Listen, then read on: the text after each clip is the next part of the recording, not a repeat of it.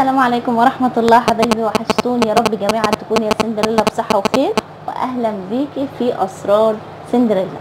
النهارده ان شاء الله بناء على طلبكم في الروتين ان انتوا كنتوا عايزين طريقة ايه الطاجن، البطاطس والخضار ومعاه اللحمة ورز ابيض او رز بشعرية اللي انت عايزاه.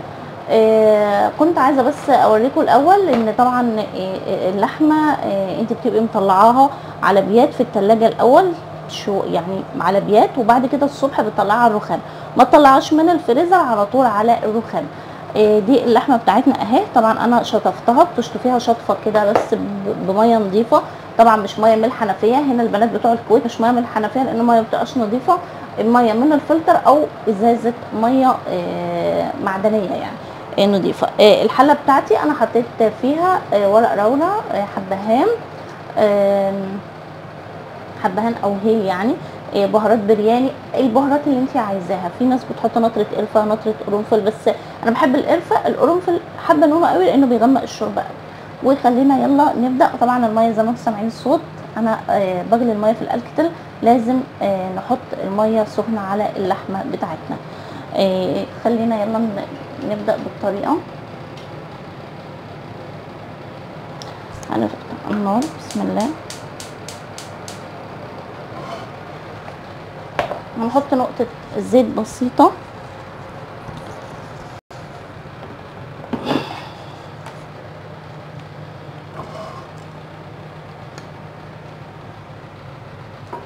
انا حاطة الورق لورا والهيل وكل حاجة هنا. طبعا الملح بحطه في الاخر، هنسيبها لما هتسخن وبعد كده هنلزق عليها باللحمة عشان تتشوي. طبعا الطريقة دي كلكم عارفينها وكلكم شاطرين وكلكم امارات، بس احنا يعني ايه، بس زيادة توكيد، بنأكد على ماذا سوف تفعلين. وطبعا البنات اللي اول الجواز اللي احنا ايه بنبقوا بصوا تصدموا صدمه، ما انتوش عارفين هتعملوا ايه. انا بكلمكم وانا مش باينه اصلا. كده حل، انا اهو كده حل. الزيت بدأ يسخن اهو، بعدين هننزل باللحمه بتاعتنا.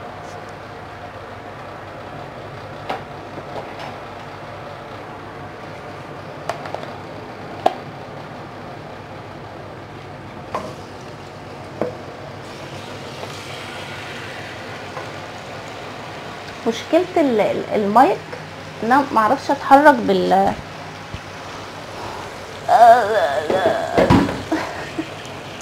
عايزه احطه في الحوض.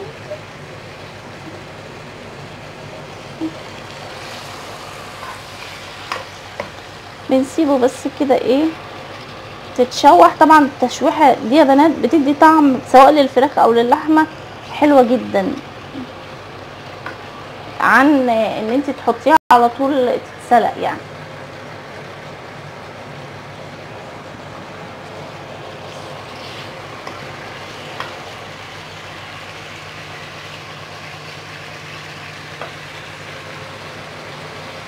عايزه اقرب لكم بس الكاميرا شويه.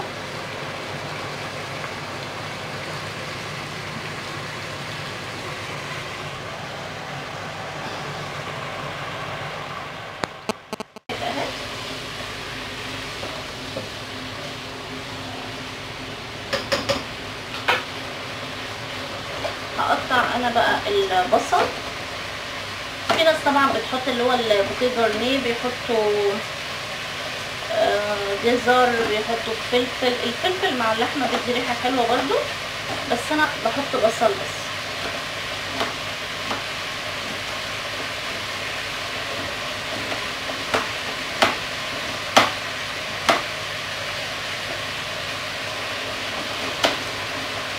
هنديله تشويحه كده مع بعض قبل ما ينزل، قبل ما ننزل عليهم الميه.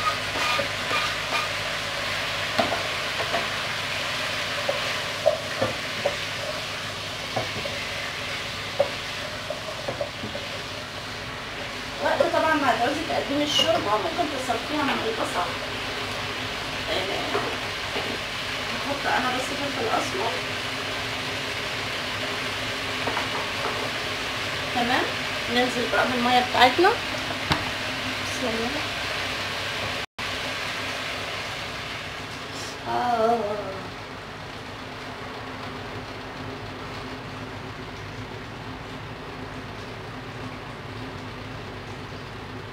طبعا الكهرباء يا بنات تبقى سعرها يعني عالي في مصر شويه، فلو كده ممكن لو انت عندك غاز حله وحطي فيها ميه تتغلي، ما تشتغليش بالقلب كتير. زي ما انتم شايفين اصلا بصوا يعني لونها جميل من قبل حتى ما اللحمه تستوي ما شاء الله. هنغطي بقى عليها، انا بهدي النار شويه ونسيبها تستوى براحتها. تعالوا بقى، تعالوا معايا نروح نعمل الطاجن بتاعنا ازاي. طبعا يا بنات بنلبس جلوفز تاني غير الجلوفز اللي كنا بنعمل بيه اللحمه، عشان هنبدا نقطع الخضروات بتاعتنا عشان نحطها في الطاجن، وان شاء الله تبقى اكله حلوه جدا. جربوها بنفس التكات الحركات، اوعوا تروحوا في اي حته ولا تقلبوا المحطه. فاصل ونواصل. يعني دي الطريقه المعتمده بتاعتي في الطاجن. اوكي انا هقول لكم طبعا كلنا بنعملها يعني بصل على حسب الكميه اللي انت عايزاها، فلفل اخضر ويستحسن لو في فلفل الوان، بطاطستين وطماطمايه، وممكن نقول فصين توم بس. ممكن يكون المقدار ده صغير، انت عايزه تعملي مقدار كتير براحتك، بس انا بعمل اللحمه بزياده، يعني اللحمه بسلقها بخليها ده يومين. الخضار لا، الخضار ممكن اخليه طاجن صغير بس يكفينا يوم، وبكره اعمل جنبه حاجه تانية بحيث يبقى فيه تنوع، مش هيبقى النهارده طاجن بطاطس ولحمه وبكره طاجن بطاطس ولحمه، فاهميني؟ يعني بحاول ان انا انوع. اللحمه اساسي خلاص سلقتها واتحطت في التلاجة على بيات تمام. وطاجن اللحمه بتاعي طاجن بقى البطاطس اغيره، ممكن اعمل بكره ملوخيه، ممكن اعمل بكره بسله، يعني اللي هو تنوع. مش عايزه خالص ممكن بعمل مكرونه مع شوربه لسان مثلا عصفور مع الشوربه مع اللحمه محمره. يبقى انت تنوعي، اعملي اللحمه مره واحده اسلقيها وبعدين ننوع في ايه اللي هيبقى جنبها عشان ما يبقاش مكررين الموضوع. طبعا احنا هنتهرى تقطيع، جاهزين؟ يلا بينا نقطع.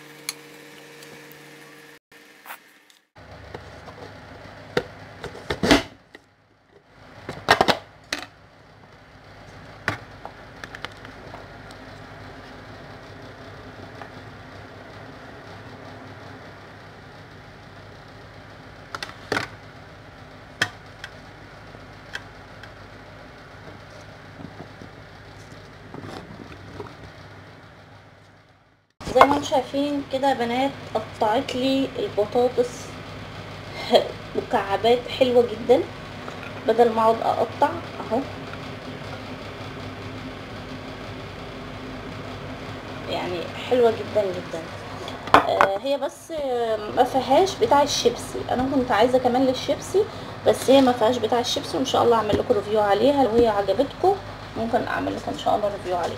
بعدين هنقطع الطماطم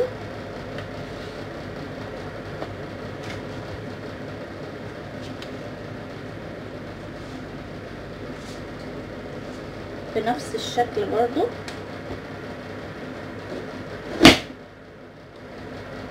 والجزء الثاني انا ما بكترش طماطم قوي عشان عندي بفيروز ملوش في الطماطم قوي.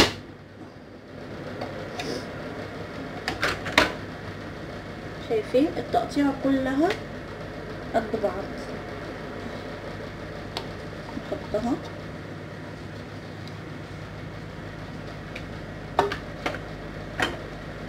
بعد كده نعمل الفلفل بقى احنا ممكن نغير الجزء اللي هو المكعبات ده ونعمل حاجة تانية، يعني نحط وش تاني. بس ثواني كده.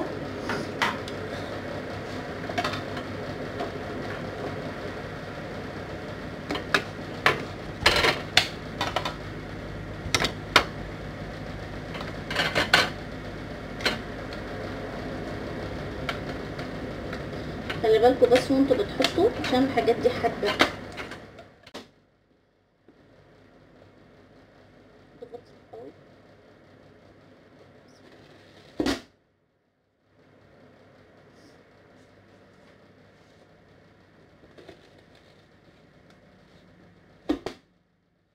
ده شكل الفلفل وهو متقطع مربعات اهو، شكله حلو جدا وهتبقى يعني بصوا رهيبه للسلطه، يعني تبقى حلوه جدا للسلطه. هنقلب بقى الخليط بتاعنا ده كله كده. وهنا بعد ما قطعنا الخضروات بتاعتنا بالقطعه بتاعتنا الجميله، هنبدا نحط البهارات. فلفل اسمر، كمون، ركزوا،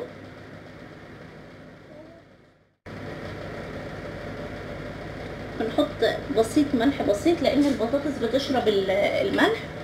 يبقى كده حطينا ملح وفلفل اسمر وكمون. هنا عندي نطرة هيل، نطرة شطة صغيرة قوي، وبهارات برياني. بهارات البرياني مع الهيل بتدي طعم حلو جدا لطاجن البطاطس، يعني جربوها كده هتحسوا ان هو يعني فرق معاكي في تست الطعم جدا. وبعد كده هنحط معلقتين كبار صلصة،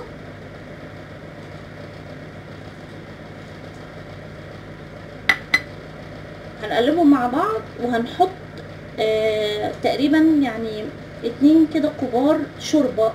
خلاص اللحمة بتتسوى فهناخد منها الشوربة ونحطها في الطاجن على الفرن بتاعنا على طول.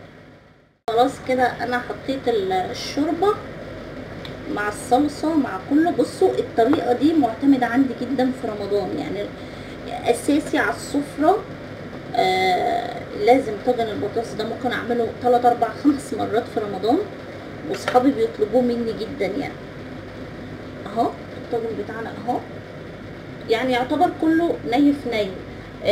انا جربت كمان مرة ان انا اشوح بسيط البطاطس واحطها، برضو بتدي طعم حلو برضو جدا.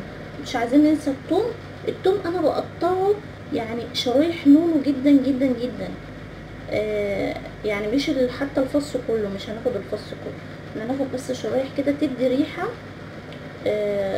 وطعم خيال يعني. طبعا الفرن تقريبا 190 180 براحتك يعني. وبعدين هنحط الطاجن بتاعنا في النص، حابه ان انتي تحطيه تحت ممكن. ولما يستوى خالص والبطاطس تستوى كل شويه كده تبصي عليها وتديها تشقليبه تشقليبه تشقليبه. ولما يستوى هنديله في الشوايه حته فحمه. وبألف هنا وشفا، بألف هنا وشفا على قلوبكم يا حبايب قلبي، يا حبايب قلبي المفيد. الطاجن اهو بتاعنا في الفرن، يا تكاته يا حركاته وهو بيغلي. الطاجن بتاعنا الحمد لله استوى، وانا اهو مولعه عليه الشوايه عشان ياخد وش كده، وبيبقى من فوق كده ما بياخد وش بيبقى طعمه احلى بكتير جدا. حابه ان انت تحطي معاه اللحمه بعد ما استوت، تاخد وتدي كده مع بعض في التتبيله بتاعه الطاجن وتحطيها في الشوايه، دي حاجه ترجع لك. اللي انت عايزاه دي بتبقى اختياريه وعلى حسب انتوا بتحبوا ايه. لكن انا بحب اللحمه تكون لوحدها والطاجن بيكون لوحده. ومثلا شوربه لسان عصفور معاكي رز ابيض او رز بشعريه، وبتبقى بجد اكله حلوه جدا جدا وبالف هنا. وجربوها وقولوا لي رايكم فيها ان شاء الله لما تجربوها، اخبارها ايه معاكم، وحاجه بجد هتشرفك جدا. في رمضان لازم طاجن البطاطس ده، يعني من الحاجات الاساسيه جدا جدا جدا. اشوفكم على خير، احبكم قوي. ام فيروز.